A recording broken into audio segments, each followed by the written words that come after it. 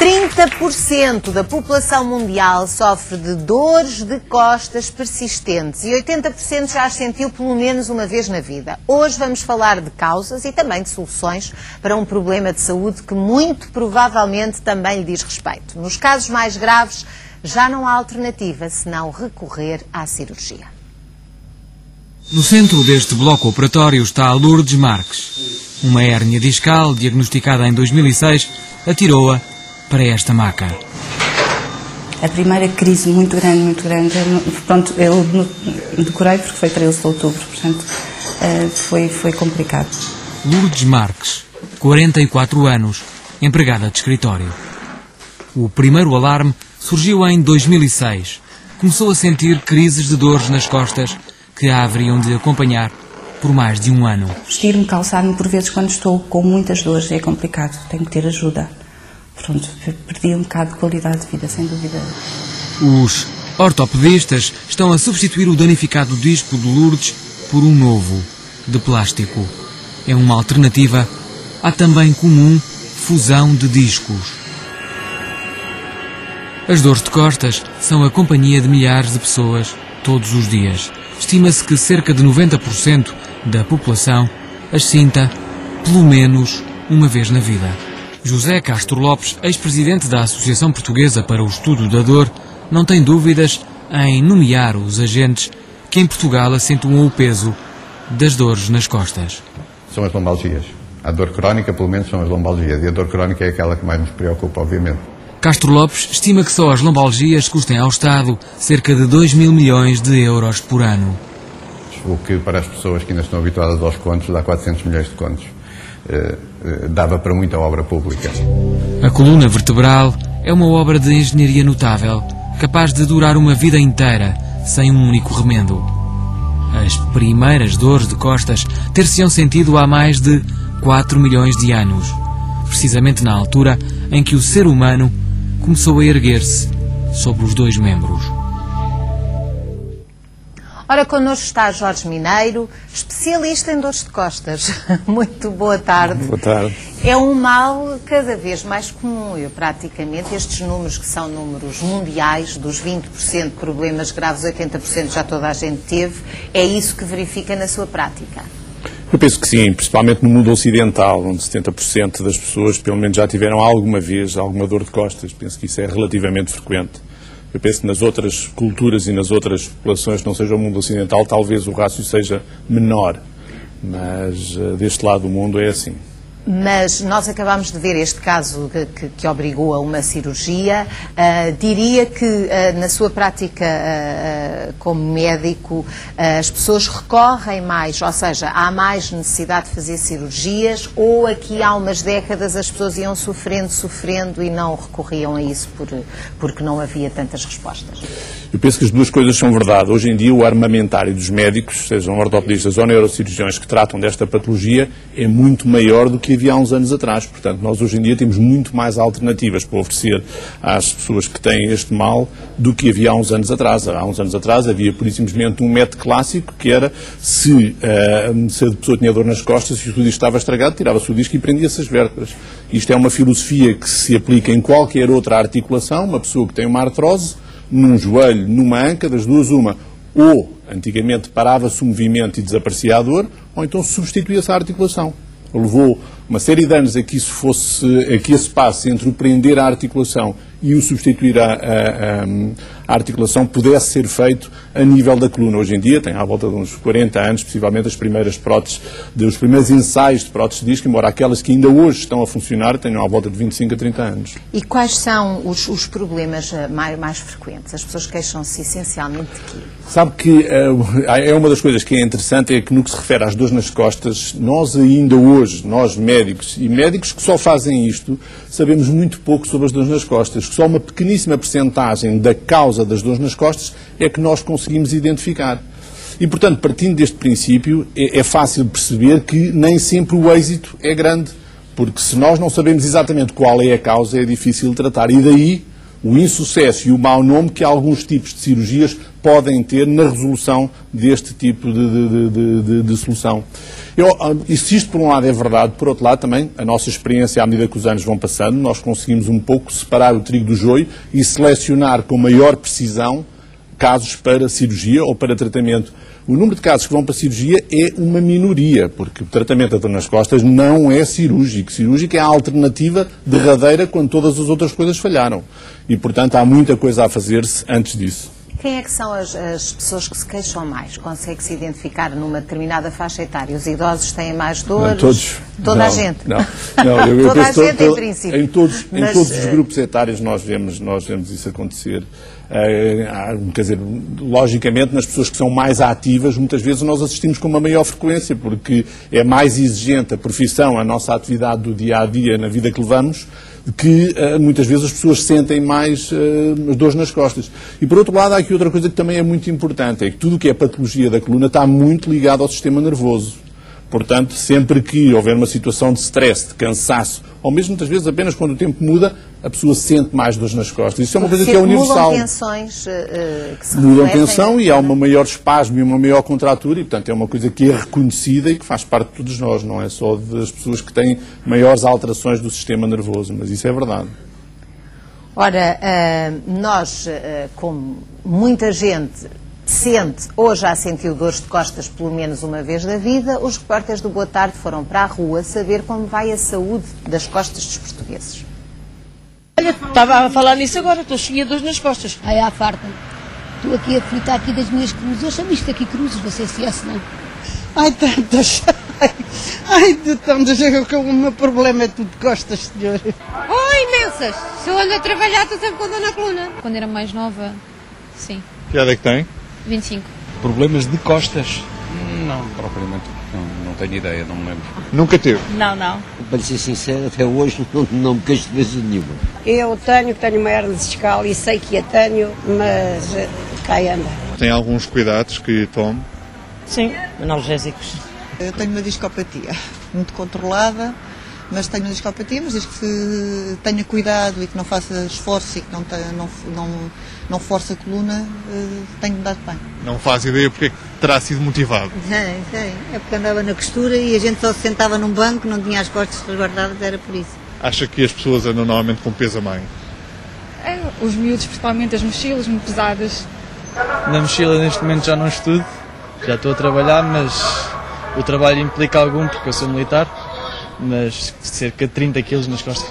Sinceramente acho que as crianças hoje em dia correm um risco muito maior, uma vez que diariamente transportam com elas um peso elevadíssimo. Se tivessem de tirar um número, diriam que têm quanto peso nas costas? 6 quilos, mais ou menos. 6 quilos e aqui? 3, pai. Vamos experimentar pesar? 4,5 kg nos dias leves. Ou seja, isto é nos dias leves, nos dias pesados será o dobro. É mais ou menos isso, sim. Tento que eles não andem muito carregados e com coisas práticas, com mochilas, com trolleys. As senhoras andam sempre com uma carteira, têm ideia de quanto peso é que transportam? Alguns 5 ou 6 ou 7. Muito quanto? Aí 100 quilos. Há alturas que ela deve pesar aí os 6 quilos. Por isso é que eu uso as carteiras grandes. A minha mala pesa muito. Eu não sei quanto, mas pesa muito, anda sempre cheia. E quer fazer o exercício de pesar? Já, claro. Não chega a 2,5, ainda assim é algum peso. Ai, mas eu hoje notei muito peso. Por isso é que eu dizia que era 5 ou 6. Anda por volta dos 2,800. Não errei muito. Quase 3 quilos ao ombro. É um exagero. 2,5 kg. Isto é um peso considerável que traz aqui no braço, não é? Está aqui. Nunca sente dores no ombro? Não. Não só ao fim do dia, se carregar a mala muito pesada, sim, mas eu não acho que seja muito pesada. A tendência também é para ver malas grandes e nós metemos lá tudo e tal. Tenho o cuidado sempre de despejar a mala antes de sair de casa, para não dar sempre carregada. Normalmente ando só com o que é essencial. Tenho o cuidado de trazer aí um apoio. Claro, por isso é que eu estou assim, trago o carro que me custa menos. Beijinhos, Deus, felicidade. Jorge Mineiro, há de tudo e mais alguma coisa aqui nos pesos das malas das senhoras, sobretudo, que elas queixam-se muito de dores nas costas. Um peso de 2, 3 quilos à partida até parece levezinho, mas aquela, ainda por cima, andando sempre de um dos lados, pode contribuir para termos um problema daqueles complicados?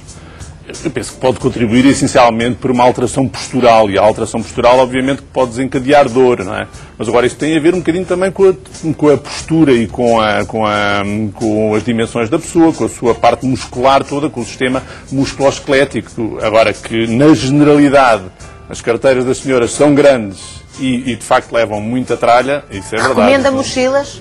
Se eu recomendo mochilas para quê? Em vez da carteira das senhoras? Em vez das malinhas, de um lado ou do outro? Não, lógico que se for uma mochila que for bem distribuída no meio da coluna, desequilibra menos do que de facto andar pendurado tudo de um lado, e muito menos no braço, não é? Portanto, tomem nota, mochilas sempre que possam, que dá jeito. Ora bem, hérnias, discopatias, bicos de papagaio, lombalgias, vamos lá perceber o que são e como se formam com a ajuda de umas animações que temos aqui. Primeiro vamos ver, doutora, a hérnia discal.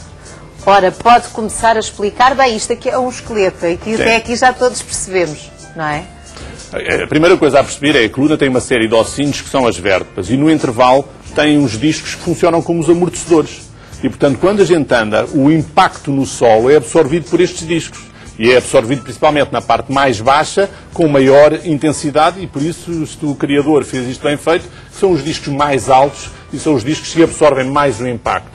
Agora, ao longo dos anos, estes discos vão se estragando, e por razões múltiplas, não só traumáticas, como por infecções, como uma série delas, que levam. E o que acontece é que as pessoas... Aqui estão os discos, não é? Aqui estão os discos, e estes discos são os discos que se estragam com maior facilidade, são aqueles que ligam a metade de cima com a metade de baixo do corpo. É aqui onde há mais queixas mais frequentes, sim, onde há mais hérnias, é na zona lombar. Onde há mais queixas, exatamente. Que é onde o peso se concentra mais, não é? E que liga estas duas partes, a parte de cima com a parte de baixo do corpo. E, portanto, é uma das zonas que, mecanicamente, é mais sujeita a todas estas forças, e é aquela que com maior facilidade entra de facto em falência, e o maior número de hérnias na coluna lombar são exatamente nesta região. Agora, é fácil de perceber, para a gente não ter dores nas costas, tem que haver... Temos aqui esta animação, portanto tem aqui mais especificamente... Aqui tem o tal amortecedor que eu estava a falar. Mas como veem, quando faz força, isto funciona um bocadinho como se fosse um pneu furado. E isto é o que acontece se imaginarem um pneu de um carro, normalmente quando está cheio, está alto. Quando baixa a pressão, o pneu fica saliente para os lados. Isto é exatamente a mesma coisa. Quando o disco rasga, portanto, deixa sair aquela saliência para os lados, e é a saliência do pneu furado que se chama hérnia discal. Agora, por isso é que há muita gente que tem as hérnias discais e nem sequer sabe. Cerca de 30% das pessoas por volta dos 20, 30 anos começaram a ser identificadas com hérnias discais sem saberem, quando surgiram as ressonâncias e as taques. Começou-se a fazer a grupos de pessoas normais. Porque as pessoas só reparam quando têm aquelas crises de dor e pode não aparecer logo, não é? Exato, mas à medida que os anos vão passando, aos 60 anos, mais de 50% das pessoas têm hérnias discais sem saber. Isto é na população que não sabe. Mas quem tem uma hérnia discal não se livra de crises de vez em quando para a frente? Não é obrigatório. Há muita gente que tem hérnias discais e nunca soube nada disso. O que é que há uma percentagem, e depende da localização da hérnia, se estiver mesmo em cima da raiz do nervo ciático, obviamente que essa dá dores e causa, e são essas que muitas vezes levam a ser operadas. Então, e as lombalgias? Pode ser tudo e nada? A lombalgia é, pura e simplesmente, um sintoma de dor nas costas, mas que é muitas vezes causada exatamente por este efeito do pneu furado. Porque o que é que acontece? Muitas vezes, quando o pneu está furado, aquilo que acontece é que a pessoa, por exemplo, estar aqui parado não é capaz. A pessoa tem que estar sempre a mexer de um lado para o outro e a mudar a perna. Porque quando vai mudando as pernas, o efeito de amortecedor no disco, a pessoa consegue estar, mas sentada num emprego, a pessoa tem que estar sempre a mudar a posição do rabo de um lado para o outro, exatamente para aliviar a pressão em cima do disco, porque a periferia do disco é inervada e dói. E, portanto, é esta a coisa. E depois existe outra coisa. Imagino que é um carro que tem os pneus cheios. O carro nas curvas aguenta-se bem. Mas à medida que a pressão dos pneus baixa, o carro perde a estabilidade. Isto é exatamente o que se passa com a coluna. Ou seja, quando os discos estão rasgados e começam a diminuir de altura e aparecem as tais discopatias e o tal pneu furado, as pessoas começam a ter dor quando se mexem. É quando se dobram, é quando se viram na cama, é quando fazem determinados movimentos. E porquê? Pela mesma razão, estas vértebras, a partir do disco baixa, começam a perder a estabilidade. E daí a parte importante da pessoa manter o seu rigor na postura, bem como na massa muscular, porque o que vai manter exatamente as vértebras no sítio ou é a cinta ou então é a cinta por dentro, que é feita à custa de uma boa massa muscular nas costas e na barriga. Daí o ser tão importante, quando a pessoa começa com estas queixas, manter um trabalho muscular que seja apropriado para exatamente evitar que estas vértebras abanem. E quando isso já não chega, então a cirurgia será uma das alternativas. Tanta gente A dor ciática, se queixa da dor ciática. imaginem 360 graus o que é o disco e o pneu furado. Mas é fácil de perceber, aqui neste bocadinho, atrás do disco sai o nervo ciático, aqui na coluna lombar. Ora, se o pneu está furado para trás, ele vai entalar o desgraçadinho da raiz nervosa e, portanto, provoca exatamente esse sintoma da dor irradiada pela perna abaixo. Pode ser, exato, pela perna abaixo até ao pé, porque são vai dores muitas vezes até ao pé. localizadas, esta percebe-se que pode ser a dor ciática. E a espondilose, os chamados bicos de papagaio. Os bicos de lá papagaio. Está o nervo de papagaio. Exatamente, o nervo ciático vem para aqui abaixo. Os bicos de papagaio vêm um bocadinho dentro daquilo que eu acabei de explicar, ou seja, este movimento anormal das vértebras, como as vértebras entre os discos, entre as duas vértebras existem os discos, mas existem também uma série de ligamentos que prendem os discos às vértebras. Ora, a vértebra, quando começa a ter este movimento anormal e a falta de estabilidade, a pouco e pouco vai provocando pequeninos arrancamentos, e são esses pequenos arrancamentos que depois acabam por ossificar e que na radiografia mostram os bicos de papagaio. Portanto, ou seja, porque é como se fosse um aumento de osso, não é? É um aumento de osso na tentativa da natureza estabilizar aquilo que, por sua vez, já não é muito estável, fruto do disco estar rasgado. E isso pode dar lá estão os tais são mais frequentes na coluna lombar, mas depois também existem situações patológicas e doenças. Isto é com a idade mais, ou há pessoas que já têm este mais com a idade, na generalidade, como degenerativo, acontece no grande grupo com a idade, mas existem doenças, como a espondilite anquilosante e outras, em que de facto aparecem toda a coluna e aí não está relacionado com a idade, está relacionado com a doença de base. Portanto, é esta a configuração dos chamados bicos de papagaio, não é?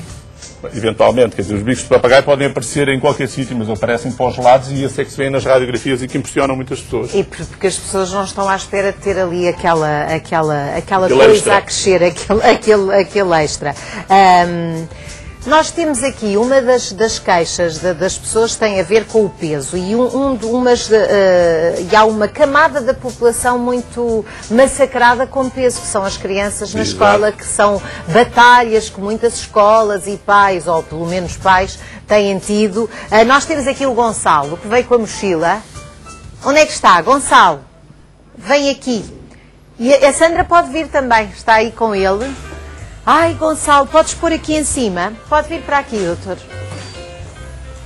Ora, muito bem, vamos lá ver se conseguimos ver quanto é que pesa a mochila do Gonçalo. Vir o operador. Isto tem que ser assim. Ora bem, estamos perante uma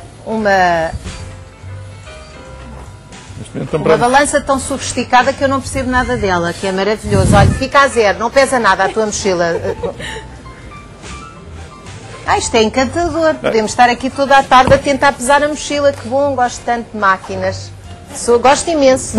Não, mas se fizer só de um lado é capaz... Se fizer só de um lado? Se fizer só de um lado, pesa 5 quilos. Pronto, o ortopedista até sabe, até a mochila domina. Tá. É um especialista... 6.2. 6.2, nas costas do Gonçalo. Que tal? Quanto é que ele pesa? 40 e qualquer coisa. É demais, mas isto é um problema que é universal. É aqui, como em qualquer hoje em dia, sociedade civilizada tem este problema, é um problema que é debatido em vários sítios, para os quais não há solução. As escolas não abdicam das suas exigências e, portanto, é difícil. Há soluções, em média, aquilo que teoricamente será lógico é eles carregarem, e depende da estatura também do rapaz ou da rapariga, entre 5% a 10%, embora eles usem muito mais em algumas vezes. E por outro lado... É preciso ele ser muito maior, não é? Exatamente, é preciso ele ser muito maior. Mas Gonçalo, custa-te um bocado andar, andas muito tempo com a mochila às costas ou nem por isso? Não, é só quando o micro está tem que dar, a mãe agora tem que dar assistência ao filho aqui com só quando vou para as aulas. É? E custa-te um bocado carregar isto ou és assim todo bem constituído? Não é muito. E quando há educação física ainda levas mais coisas, não é? Sim. Sandra, esta conversa sobre as mochilas e o peso que têm, porque de facto isto e eu já tenho pegado em mochilas mais pesadas do que estas, uma pessoa até fica mal disposta só com o peso. Tem sido preocupação dos pais? Já perguntaram na escola porque é que eles têm de andar carregados com tanta coisa? Sim, e às vezes até nas reuniões de pais nós questionamos quem efetua os horários, porque às vezes podia haver uma divisão de disciplinas que não fosse necessário. Também com a divisão do peso correspondente. Exatamente, e ainda há a preocupação também de quando é a mochila de educação física, que ele, por exemplo, à sexta-feira está um dia inteiro na escola, entre às 8h15 e sai às 4h30, e tem ainda mais, além da mochila, ainda outra, onde leva os ténis, o equipamento para fazer educação física, não é? Portanto, tens dores nas costas, Gonçalo? Põe aí o microfone ao Gonçalo. Não. Não? Ainda? Ainda não. Mas há gente cada vez mais nova a queixar-se de dores nas costas. Sim, Quer dizer, fazem ginástica, mas depois passam muito tempo também sentados ao computador, a ver televisão. Aparecem casos desses que o deixam um bocadinho surpreendido pela tenra idade. Há gente jovem também cada vez mais a favor do mapling, ou seja, está a tentar, está sentadinho a jogar. Sabes o que é o mapling, Gonçalo? A jogar com o computador e com a televisão. Estar no mapling, ele é mais na cama. Mas o que acontece, eu ia dizer uma coisa em relação às escolas. Há pais que me ensinaram que uma das maneiras de diminuir é dividirem os livros em períodos. Perguntarem aos professores qual é a matéria e dividirem os livros em 3, primeiro, segundo e terceiro período. E aquilo que é essencial, eu penso que era ter nas escolas cacifes onde eles pudessem deixar alguns dos livros, para não terem que andar todos os dias de trás para a frente. Mas muitas das escolas são renitentes, ou porque não têm espaço, ou porque roubam os cacifes, ou têm variedíssimas desculpas. A escola onde o Gonçalo anda tem cacifes, só que por vezes ele não os pode lá deixar, porque ou tem trabalhos, ou não faz naquele dia, tem no outro dia. Claro. É mesmo só para apoiar durante a estada dele lá na escola. Por exemplo, ele só tem educação física à tarde e assim que chega vai logo meter a da educação física no cacife, claro. Mas depois lá tem que ir buscar, portanto anda com as duas em sintonia. Portanto. Mas agora estamos a falar do Gonçalo que não tem dores, que não se queixa, mas há miúdos que têm problemas e que têm que andar com as mochilas na mesma. Portanto, é um problema de facto que se deve dar atenção. Convido agora para irmos à conversa. Muito obrigada, Sandra e Gonçalo. Obrigada. Também podes levar a tua mochila. Convido a juntar-nos aqui à conversa com o Dr. Pedro Choi e uma das suas pacientes, a Teresa. Muito boa tarde. A Teresa, dores de costas é uma especialidade sua, entre aspas. Não é? Há 20 anos esta parte. E isso foi assim, começou por uma pequena dor, um pequeno incómodo e depois foi andando foi progredindo. São 40 anos de secretária de trabalho, trabalho administrativo, não é? Muito tempo sentada. Ao computador, sempre, todo o dia, 8 horas no mínimo, sempre sentada. Então começou pela lordose, depois passou... o pior foi mesmo aqui o problema na cervical. Mas ao fim do dia sentia que estava com queixas? Muito, muito. É assim, eu cheguei a uma altura que até levantar-me da secretária parecia aquelas velhinhas de 80 anos endireitar devagarinho. Tinha uma cadeira especial, mais adequada, tentava todos os dias, pensava, ou de vez em quando levantava-se para dar uma volta, sentava-se e pensava, eu tenho que estar aqui com uma postura, a chamada postura correta, ou não? Sabe que o levantar para dar uma volta é um bocado quando não temos prazos para cumprir, o trabalho em stress. Trabalho é muito absorvido. Não há tempo para levantar para dar a volta. E nós pensamos sempre que a coisa não vai piorar, até ela piorar.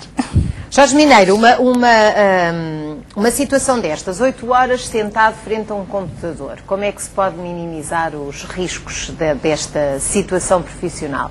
É olhar, por exemplo, algumas das firmas que começaram com programas de durante o dia poderem ser propício aos funcionários fazerem determinados exercícios não só de ginástica, como hoje em dia desde pilates até outro tipo de ginástica que durante o dia não só relaxa a musculatura, trabalha uma série de grupos musculares e melhora o bem-estar de todas essas pessoas. Agora, aquilo que não se deve fazer é, de facto, estar às 8 horas sentado ao computador a trabalhar. Isso é que não. Teresa, isso foi ao ponto de ter uma hérnia discal? Sim. Há 15 anos que detectou essa hérnia e teve de ser operada? Quer dizer, andei a arrastar até 2008. portanto, há 2 anos é que fui operada. Como é que arrastava? Arrastava com analgésicos, com anti-inflamatórios. Cada vez que tinha crise? Exato. E automedicava só? Cada vez que tinha dores ia ao médico? Nunca me automediquei na vida, até porque detesto tomar medicamentos. Detesto. Há sempre que fazem bem uma coisa, fazem mal a duas. E ao médico, e ao ortopedista, fazia fisioterapia de vez em quando, melhorava, saía da crise quando estava mesmo pior. A crise, o que quando se chama crise, é o quê? Ter de estar em casa mesmo sem se poder mexer? Exato, era estar mesmo em dor insuportável, de não conseguir estar sentada à secretária, porque em dor estive eu muitos anos, sempre, era o meu estado normal, era em dor. Doía-me o pescoço, depois ia para aqui para os ombros, o braço, a mão, era aquela coisa que me estava sempre, habituei-me, pronto, a viver assim, a viver em dor, era o meu estado normal. Pronto, depois fui operada realmente em 2008 à cervical. Não correu muito bem, porque deixei de ter dor só do lado esquerdo, passei a ter dor do lado direito também. Tive para ser operado outra vez e antes disso virei-me para a acupuntura. Como é que foi essa sua experiência? Já tinha feito alguma vez a acupuntura? Não, nunca tinha feito, tinha muito medo de agulhas. Tive uma colega que andava nas clínicas do Dr. Pedro Choi e disse-me: Teresa, vai experimentar, porque olha, eu estou muito melhor. E eu, agulhas não quero, nem pensar, andei mesmo até à última. Foi só quando vi que a coisa me correu mal e que já não tinha hipótese, foi em último recurso, que eu realmente fui para a acupuntura. E pena não ter ido mais cedo. Só tenho pena de não ter ido antes de ter sido operada. Começou a notar diferenças ao fim de quanto tempo, mais ou menos? Da acupuntura? Sim. Alívio nestas dores? Para já deixei de tomar anti-inflamatórios e analgésicos, que estava com os valores do fígado, upa por aí acima. E ao fim de, sei lá, eu acho que ao fim do mês já notava diferenças, mas ao fim de 2 meses, eu comecei em finais de agosto. Olha, eu em dezembro, lembro-me, estava tão contente, parecia que estava boa, que nunca me tinha doído as costas, eu achava que estava a sonhar. E depois experimentei trabalhar outra vez, mas não correu bem. Não correu bem, e como não correu bem, porque entretanto não tinha tempo para tudo, não é? Deixei os tratamentos, e então decidi reformar-me, tinha mais de 40 anos de trabalho, e pensei, bem, se eu conseguir ter ainda alguma qualidade de vida, com as minhas limitações, ficou com animado estes tratamentos, com me estou a dar tão bem, opto por isto. Pedro Choi, as queixas do género das da Teresa, dores nas costas, antes de operações ou depois de operações, são dos casos que aparecem com mais frequência para fazer acupuntura? Sim, é uma consulta muito frequente. Dores das costas, frequentemente relacionadas com problemas da coluna vertebral, como é evidente. Evidentemente pode haver outras causas, mas esta é a causa mais frequente. A maior parte das vezes perfeitamente diagnosticadas, hérnias discais, outras alterações dos discos intervertebrais ou da relação entre as articulações das diversas vértebras, alterações das curvaturas normais da coluna. Portanto, é muito frequente mesmo e normalmente... E também é muito frequente o medo das agulhas. Teresa, a Teresa passou-lhe o medo? Passou-me logo. Mas Pedro Choi, o medo das agulhas é uma das razões que impede as pessoas de recorrerem à acupuntura? Sim, pode acontecer. Há pessoas que têm tanto medo que não vão fazer acupuntura pelo medo. Mas uma vez que ultrapassem, é altamente positivo, porque não dói realmente. É mesmo só medo por medo. As pessoas, não é medo por medo, é que as pessoas estão traumatizadas. As pessoas estão traumatizadas porque guardam a ideia da injeção. Até de pequeninas, não é? E acontece. Não correu muito bem na infância. E não é só, é que a agulha da acupuntura não tem nada a ver com uma agulha de injeções. A agulha da acupuntura é muito fininha, tem 0,2 milímetros de espessura, portanto é uma questão de nós imaginarmos o que é 1 milímetro, imaginar 1/5, temos a espessura de uma agulha, Depois, quando uma pessoa é injetada, a maior parte da dor não é da agulha, é do líquido que é injetado, portanto, que faz depois a expansão dos tecidos. E é preciso, ali não há expansão dos tecidos.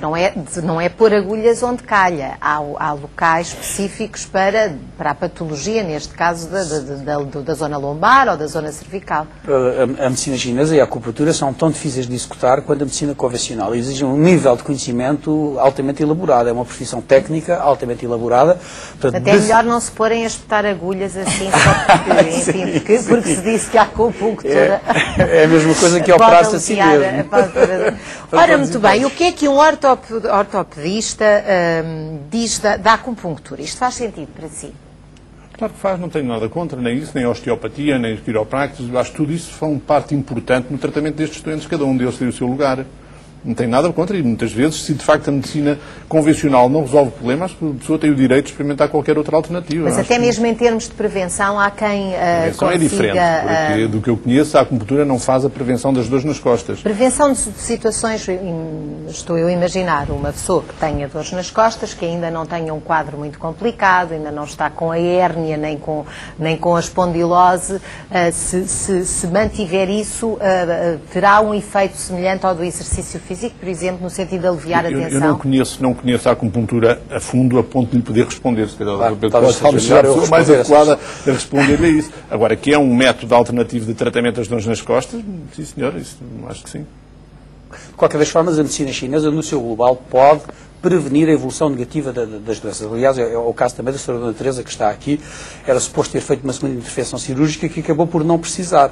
Porque, na prática, o facto de nós conseguirmos, através do uso de agulhas e de ervas chinesas, que de certa forma também vão promover todo um fenómeno de desinflamação dos tecidos moles à volta da articulação, promove uma diminuição daqueles conflitos de espaço que existem com o nervo. Porque os tecidos inflamados também aumentam de volume, incham, um pouco como se nós pusermos madeira dentro d'água, e portanto vão ocupar mais espaço. Portanto, se conseguir evitar a inflamação, alivia o doente? Alivia o doente e também diminui um processo evolutivo, a evolução para um processo, porque aqueles tecidos, por exemplo, os discos intervertebrais, quando têm alterações da quantidade de água causadas pela inflamação, também são mais suscetíveis a sofrerem danos. A própria articulação em si, a seguir, temos fenómenos de cicatrização para a inflamação, que passam por fenómenos de fibrose, de depósito de outros tipos de tecidos que não da própria cartilagem, depósitos de estrutura do tipo cálcio, que podem dar a posteriori aquilo que já ouvi falar aqui como bicos de papagaio. Portanto, e essas estruturas, se deixar de haver inflamação, também começa a não haver uma evolução tão negativa. Aliás, aquilo que eu costumo dizer ao nosso doente é que continua a ver o seu médico e o mais provável é que o médico lhe diminua ou retire a medicação ao ver do doente melhor, porque tem que se fazer um cálculo risco-benefício e a partir do momento em que... Sim, porque e essa questão da medicação que também preocupou muito a Teresa, obviamente que um ortopedista não recomenda medicamentos se não for em situação de crise ou de realmente isso poder trazer benefício ao doente. E muitas vezes as pessoas só vão ao médico quando a coisa já está negra, não é? Como se costuma dizer. Penso que é verdade, quer dizer, há uma cultura também no mundo ocidental do uso e abuso da medicação. Porque o vizinho toma, eu também vou tomar porque foi muito bom. Isso é uma coisa que no nosso país, infelizmente, ainda é muito habitual. No entanto, eu sou um bocadinho, uso poucas drogas, acho que uso quando tem que ser necessários, é esse o nosso papel e, portanto, é esse que a gente tem que usar. É por isso receita mais o ginásio, saia mais do seu... Eu acho que receito mais o ginásio do que receito as drogas. Agora, cada uma tem o seu timing, não é? Porque se tiver uma pessoa na consulta, cheia de dores nas costas, não ir para o ginásio, não lhe dá um analgésico, pode ter certeza que ele não volta, né? Portanto, aqui temos que ter o bom senso de saber ajudar a pessoa naquilo que ela precisa. Ela a curto prazo precisa lhe tirar a dor, mas a longo prazo precisa resolver o problema. Então vamos tentar ajudar aqui, porque há formas muito simples também para quem quer evitar problemas na coluna, ou pelo menos não os agravar, e nós, Jorge Mineiro, temos aqui um quadro que preparámos para ir comentando os diversos truques, que até muitos deles são do bom senso, mas que as pessoas desvalorizam, e então, como médico, gostava que acompanhasse aqui estas situações. Portanto, temos aqui a chamada postura, não é? Sim, sempre mantendo a coluna direita, aqui o primeiro não é uma posição que nós vemos até muito jovens nesta posição, não é? De deixar cair as... Aquilo que é preciso é manter a cabeça, portanto, a articulação entre a base do crânio e a primeira vértebra tem que manter um equilíbrio estático que venha a cair em cima da bacia. Portanto, este é o ponto em que o equilíbrio estático da coluna exige menos esforço da parte muscular. Sempre que a cabeça está para a frente ou que estas alterações das curvas estão alteradas, as outras, coitadas, têm que fazer um esforço enorme e entram no tal espasmo e contratura que a pessoa ao longo do dia começa a ter a tal sensação de cansaço e de dor, e que uma coisa que esta senhora não disse, mas que é muito habitual, é a pessoa chega ao fim do dia com a sensação que não consegue aguentar a cabeça. E é exatamente uma das coisas que muitas vezes a consegue. Porquê? Porque a musculatura... E vertigens também. E, portanto, é exatamente fruto desta contratura mantida. Se levantar uma mesa e ficar com ela 10 horas, obviamente que a certa altura não consegue aguentar. E isto é o que se passa um bocadinho com estas contraturas mantidas. E aquela forma de se sentar também, deixar cair o corpo, ou seja, devemos sentar-nos assim com pompa e circunstância, se olhar para as curvaturas, não é? Direitinho. Se olhar para as curvaturas que esta senhora tem uma retificação de grande parte delas e a cabeça toda para a frente. Vamos a uma questão que também interessa muito às senhoras, o calçado, muito importante. O calçado. Ora, isto altamente desaconselhável, não é? Ou pelo menos podemos usar assim só muito de vez em quando. Eu não posso ser contra, porque acho que fica bem. Portanto, nesse sentido, agora comendo tudo, acho que tem que ter o bom senso, não é?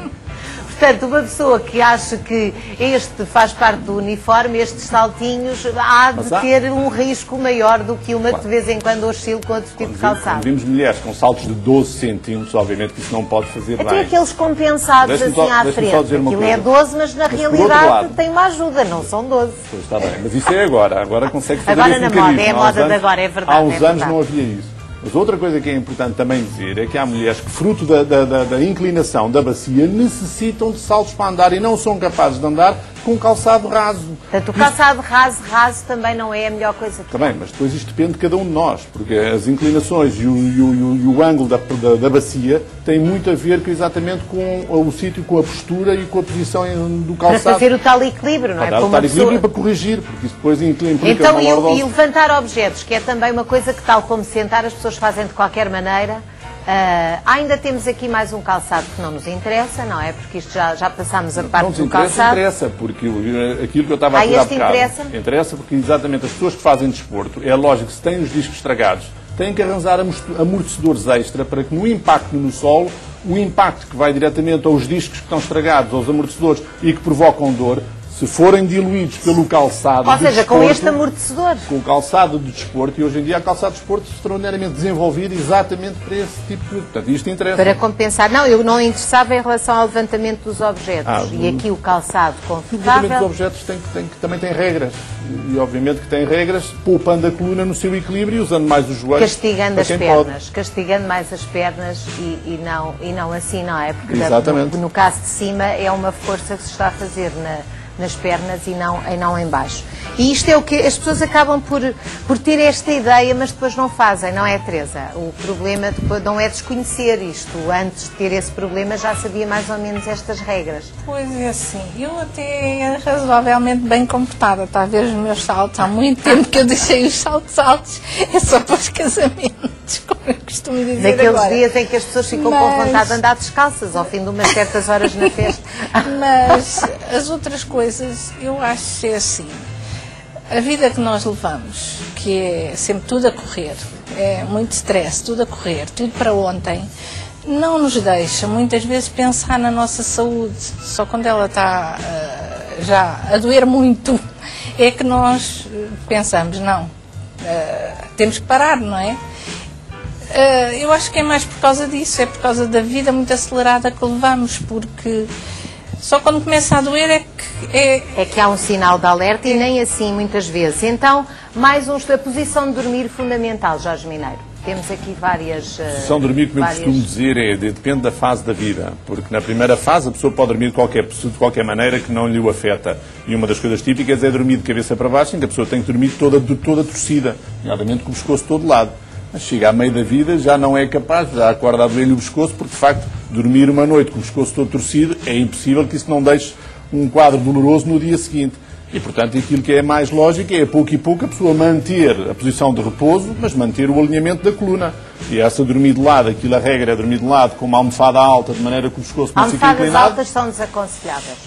Portanto, eu estou a acabar de dizer, se dormir de lado, a almofada deve ser alta para o pescoço não ficar de lado. Se dormir de barriga para cima, uma almofada baixa, de maneira que o pescoço não fique em flexão. E dormir de barriga para baixo não deve, portanto, costumo dizer, estas são as duas alternativas. Algumas destas. E depois o exercício físico, a sua receita fundamental nas suas consultas, não é? Que é correr. Isso é verdade.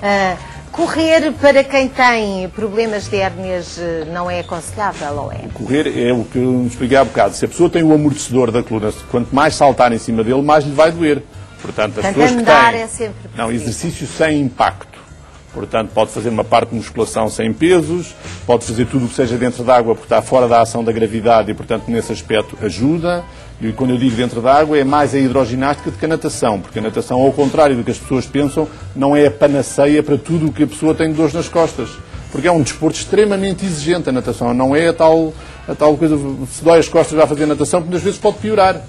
E, portanto, há tudo o que seja a atividade física sem impacto. Agora, hoje em dia há muita gente que gosta de correr, há a cultura de correr, e aquilo que eu digo, essas pessoas gostam de correr, a primeira coisa é tentar arranjar um calçado que seja adequado para absorver o impacto. E a segunda coisa importante é escolher a superfície onde corre. Ou em passadeira, ou em terra batida, ou em relvado, ou em tartan, mas evitar o cimento e evitar o alcatrão. E outra coisa que as pessoas às vezes pensam que é completamente inócuo e não é o andar na praia. A areia, andar na praia e andar na areia mole é de facto uma das coisas que é extremamente cansativo para a coluna de quem tem estes problemas, porque funciona como sistema hidráulico da bacia e ao enterrar-se, cada vez que nós andamos na areia, a bacia está constantemente a fazer este movimento. Não há equilíbrio. E ao fim de um bocado, ao fim de um dia, a pessoa está completamente exausta e precipita crises. Nós, nestes últimos dias, temos recebido muitas questões no Facebook, que eu de vez em quando, ou aliás, quase todos os dias, dou a forma de lá chegar, e eu gostava, assim muito genericamente, obviamente, a Olinda Gomes, por exemplo, gostava de saber o porquê de acordar de manhã com dores nas costas. Muito provavelmente isto deve-se à forma como ela dorme, porque supostamente as pessoas deviam acordar bem dispostas depois de uma noite de descanso, não é? Pois, depende de várias coisas. Essa talvez seja uma das razões, outras é o tipo de colchão e outra é exatamente... O colchão deve ser muito rijo, muito mole, a adaptar-se muito à forma do corpo. Eu acho que, como tudo na vida, temos um meio termo, que é aquilo que é mais adequado. Deve ter um estrado por baixo e, de facto, não deve ser muito mole. Mas acho que isto será a combinação ideal. Agora, desde aí, é um colchão, de facto, nós vemos alguns no mercado que, de facto, são extremamente duros, se calhar fazem bem às costas, mas a pessoa é que não consegue dormir neles, não é? Portanto, essa será uma das alternativas.